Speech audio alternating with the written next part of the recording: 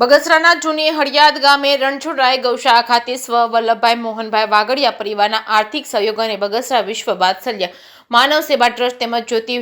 મહિલા વિકાસ સંગઠનના સંયુક્ત ઉપક્રમે આયુર્વેદિક કથાનું આયોજન કરાયું છે, જેમાં આયુર્વેદથી શું ફાયદા થાય તે અંગે વેદ મહેન્દ્રસિંહ સરવૈયા દ્વારા કથાના ભાગરૂપે માર્ગદર્શન આપ્યું હતું। આજના હાઈટેક યુગમાં ધાર્મિક કથાનું મૂલ્ય દિન પ્રતિદિન વધી રહ્યું છે, ત્યારે બગસરા તાલુકાના જૂની હળિયાદ ગામે એક અનોખી કથાનું આયોજન કરાયું છે, જેમાં અષ્ટાંગ આયુર્વેદ ધામ તળાજાના વેદ મહેન્દ્રસિંહ સરવૈયા દ્વારા આયુર્વેદ કથાનું રસપાન કરાવ્યું છે। જૂની હળિયાદ ગામે સ્વ વલ્લભભાઈ મોહનભાઈ વાગડિયા પરિવારના સહયોગથી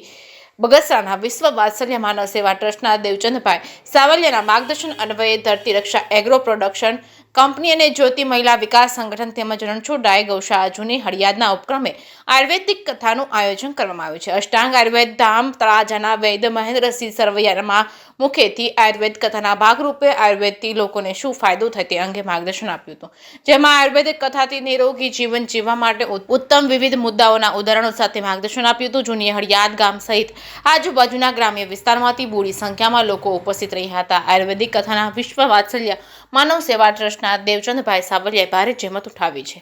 જેકેએસ ગુજરાતી સાથે રોમિલ મણવર, બગસરા। અમરેલી જિલ્લાના બગસરા તાલુકાના આ જૂની હળિયાદ ગામમાં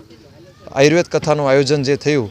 અને આયુર્વેદ કથા શા માટે લોકોના મનમાં પ્રશ્ન આવે કે ભાઈ ભાગવત કથા છે, રામાયણની કથા છે, સત્યનારાયણ ભગવાનની કથા છે, તો આયુર્વેદ કથા શા માટે? પહેલું તો આયુર્વેદ કથા એ નવી નથી,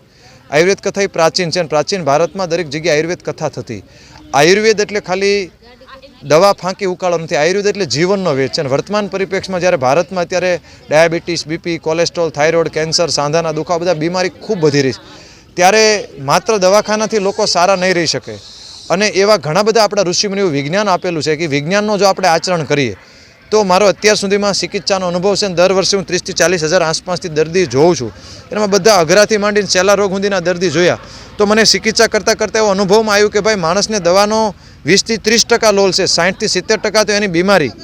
એ ખાલી એના ખાવા પીવામાં એની જીવનશૈલીમાં ફેરફાર કરે ત્યાં જ સારું થાય છે। તો મને અંદરથી એક આત્મજ્ઞાની હતી કે ભાઈ આપણે લોકોને ખાલી ટ્રીટમેન્ટ કરીએ છીએ પણ લોકોને બચાવવા માટે કાંઈ પ્રયાસ કરતા નથી। એ સંકલ્પ સાથે કે આયુર્વેદ ઘર ઘર સુધી પહોંચે, લોકો પોતાની જાતે જાણતા થાય કઈ રીતે બીમારીમાંથી બચી શકાય। આ ઉપરાંત કે જેટલો આયુર્વેદનો પ્રોત્સાહન મળશે એટલી પ્રાકૃતિક ખેતીને પ્રોત્સાહન મળશે અને પ્રાકૃતિક ખેતીને પ્રોત્સાહન મળશે તો સ્વદેશી કૃષિ અને સ્વદેશી ચિકિત્સાને પ્રોત્સાહન મળશે, તો સ્વદેશીથી સ્વાવલંબી સમૃદ્ધ ભારત બનશે। સમૃદ્ધ ભારત બનશે તો ભારતના હૃદયની અંદર છે વિશ્વ શાંતિ, તો ઓટોમેટિક વિશ્વમાં શાંતિ આવશે, એટલે વિશ્વના કલ્યાણ માટે, વિશ્વ શાંતિ માટે ભારતનું સમૃદ્ધ બનવું જરૂરી છે। સમૃદ્ધ બનવા માટે સ્વદેશીનું ગામડા સુધી પહોંચવું જોઈએ। ગામડામાં એક કહેવત છે કે ભાઈ ગાડું ફરે પણ ગામ ન ફરે, તો હું મારી જાતને ગાડા તરીકે ગણું છું, બધે ગામ છે ગામ જેવું છે, તો ગામ લોકો બધા મારી પાસે આવી શકવા નથી, મારી પાસે એટલું બધું વ્યસ્તતા કાર્યક્રમ હોય તો હું સમજાવી ન શકું, પણ ગામડે જો આવી આયુર્વેદ કથા, હળિયાદ ગામમાં એવી કથા થાય, આવી